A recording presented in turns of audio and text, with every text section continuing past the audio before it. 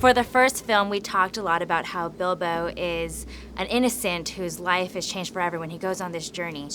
And he's so much different in this film now. Yes. And we really notice it when Gandalf tells him, Bilbo Baggins, you're so different. You're not the same Hobbit from when we left the Shire. Yes. How would you describe him now in this film? He's just a bit more fully rounded now. He's kind of more three-dimensional, to pardon the pun, and more experienced. You know, he's been through more stuff, and he's in possession of a magic ring, which allows him to be invisible. So yeah, I think his view of himself in the world has been able to change. Yeah, because he's had to face up to things, and he's had to face down enemies and foes, and he's come out alive, and so that he knows he's a different Hobbit than the one he was in Bag End, just eating his food. Yeah. There's an interesting thing going on there between him and that ring. I like watching him kind of go back and forth with it. Yeah, he's always kind of deciding whether to put it on or whether not to put it on, or whether to share that knowledge with anybody else. And you know, the reason, of course, he doesn't put it on all the time is because when you do put the ring on, it takes something out of you. It's not a pleasant place to be. You know, the world seems very different, and it's scary, and it's loud, and it's like having a migraine. You know, I was playing it like that so that it's just it's uncomfortable to have the ring on. You know, it costs something. It is great that he is aware of that. Yeah. And that he knows that he needs to take it off, and I think Yes. that I like that about Yes, Bilbo. exactly. Yeah. I think hobbits are less corruptible than other species Smarter. in Middle-earth. Smarter than the elves. Smarter and just better looking. Go on.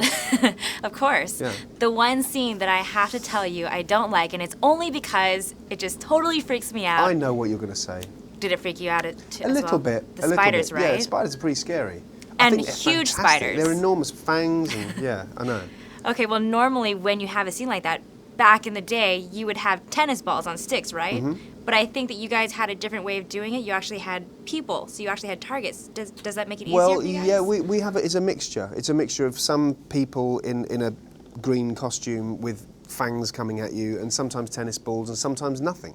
Sometimes there would just be things that you'd be chopping at the air with, you know. So it was a mixture of it, but no actual giant spiders, fortunately. So what is it like when you finally watch that scene then?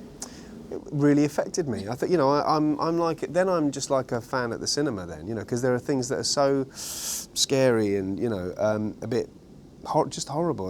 The size of that spider coming with his mouth open and just appearing in my face is pretty shocking. This film is so beautifully made, and I think it's so artistic. I can watch just one scene, and there are 1,000 things that you can see in that scene. But what was it like in person, standing in New Zealand on these sets? It was fantastic. You know, each set genuinely amazed all the actors who had to work on it, you know, because they had just built these worlds around us, you know.